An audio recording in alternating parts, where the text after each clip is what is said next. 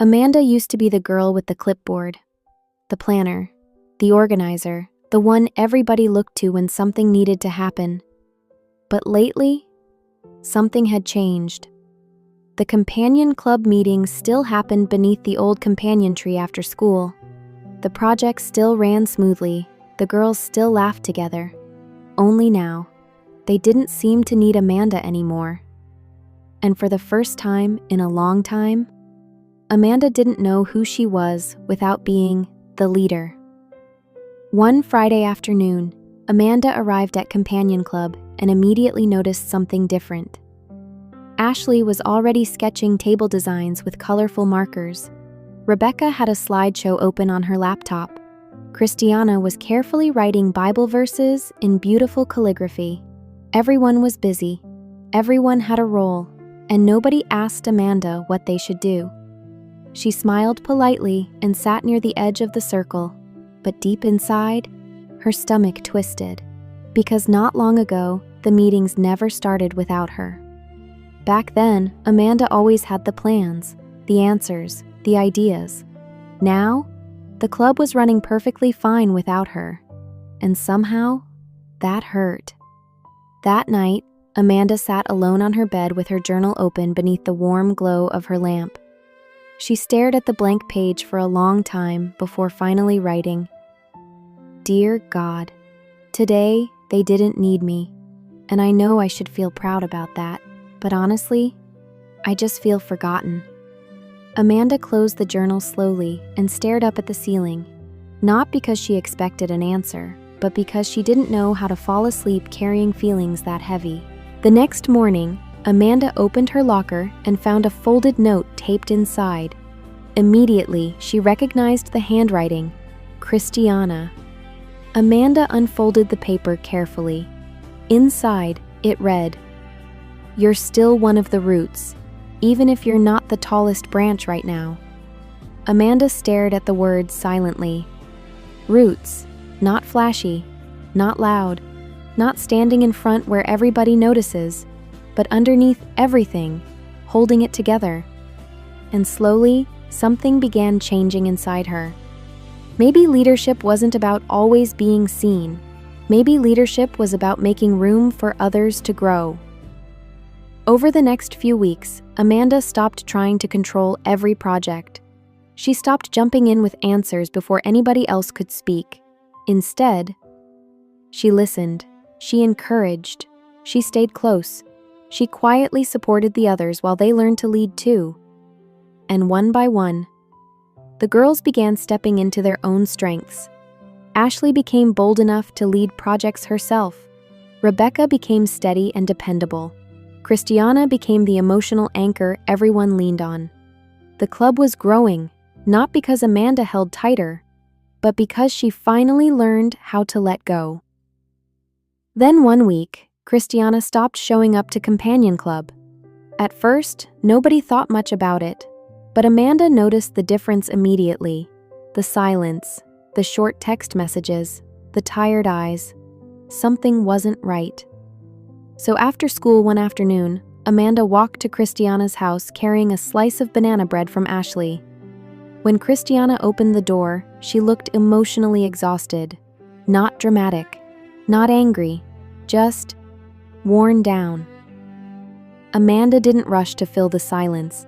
She simply sat beside her friend and waited.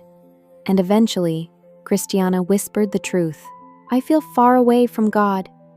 Amanda understood that feeling more than she wanted to admit. Quietly, she reached into her pocket and handed Christiana a torn-out journal page. A prayer Amanda herself had written during one of her hardest nights. "God, I don't feel close, but I want to. Please meet me here, even in the stillness." Christiana read the page slowly, tears filling her eyes. And in that moment, Amanda realized something important. Leadership wasn't always about speeches, or plans, or taking charge. Sometimes leadership looked like sitting beside somebody in their pain and refusing to leave them there alone. Sometimes, the strongest thing a leader can do is stay. Soon, the Companion Club launched a new project called the Companion Closet, a kindness station where students could donate school supplies, clothes, notebooks, and encouragement cards for anyone who needed them.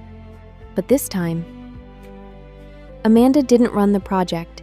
Ashley organized decorations. Rebecca coordinated supplies. Christiana encouraged younger students. And Amanda? Amanda stayed in the background. At first, that felt strange. But as the project unfolded, something beautiful happened. Students started stopping by throughout the day. Some donated backpacks.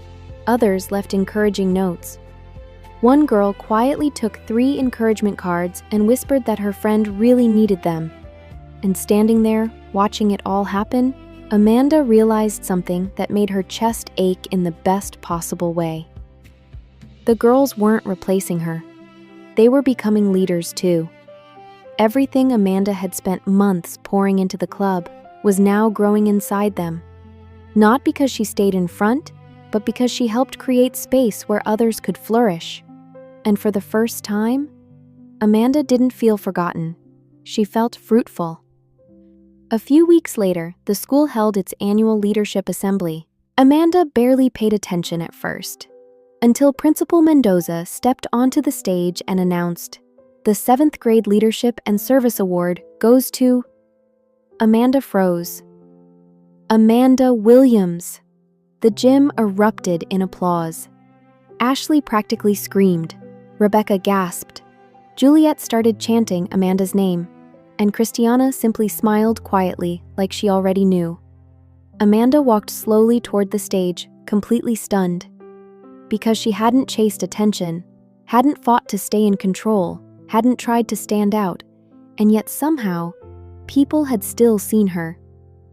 As Principal Mendoza handed Amanda the certificate, she leaned close and whispered, "You've been seen, even when you thought nobody noticed."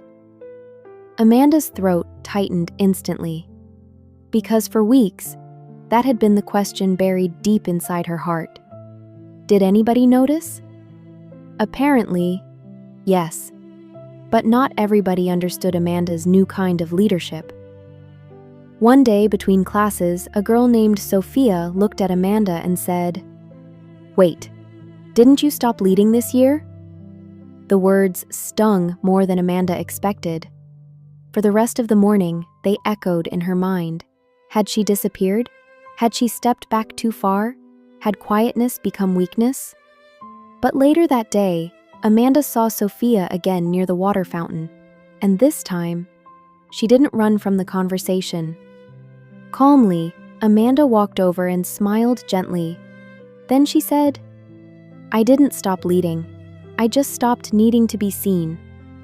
And with that, she walked away peacefully. No arguing, no defending herself, no trying to prove anything. Because Amanda finally understood something most people never learn. Real strength doesn't always roar. Sometimes, it simply stands steady. The final companion club meeting of the school year arrived beneath warm golden sunlight pouring through the library windows. The girls sat together laughing softly while filling out reflection cards. Ashley brought glitter pens. Rebecca served lemonade. Christiana rested quietly beside her journal. And Amanda? Amanda arrived without a clipboard for the first time all year. No plans, no speeches, no need to control anything. Only peace. Eventually, the girls asked Amanda to close the meeting. She stood slowly and looked around at the faces that had become her sisters. Then she spoke honestly. "I used to think leadership meant being loud, being first, being the one with all the answers." She smiled softly. "But this year taught me something different. Sometimes leadership is quiet. Sometimes it's stepping back so others can step forward. Sometimes it's praying when things feel tense. Sometimes it's simply being the one who stays." The room grew still, warm, sacred. And in that moment, Amanda realized something beautiful. Every step she had taken backward this year had made room for somebody else to grow forward. Then Amanda handed each girl a handwritten encouragement note with a Bible verse chosen specifically for them. Ashley cried first. Rebecca tried not to. Christiana simply smiled with tears shining quietly in her eyes. Finally, the girls joined hands together around the table, and Amanda prayed one last time. God, thank you for every hard part, every quiet lesson, every moment you kept teaching us how to love each other well. Thank you for showing me that leadership doesn't always mean standing in front. Sometimes it means holding space. Please help us carry that kind of love wherever we go next, together and with you. Amen. When Amanda looked up, golden sunlight stretched across the table like heaven itself had leaned into the moment. And deep down, Amanda finally understood. She hadn't lost her place. She hadn't stopped being a leader. She had simply discovered the kind of leader God created her to become all along. Later that night, Amanda opened her journal one final time. There was only one blank page left. And slowly, she wrote, "I didn't lose the lead. I finally understood it."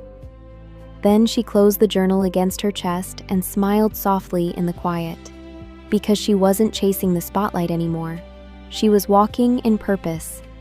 And that kind of light never fades. Thanks for watching. We hope to see you again next time.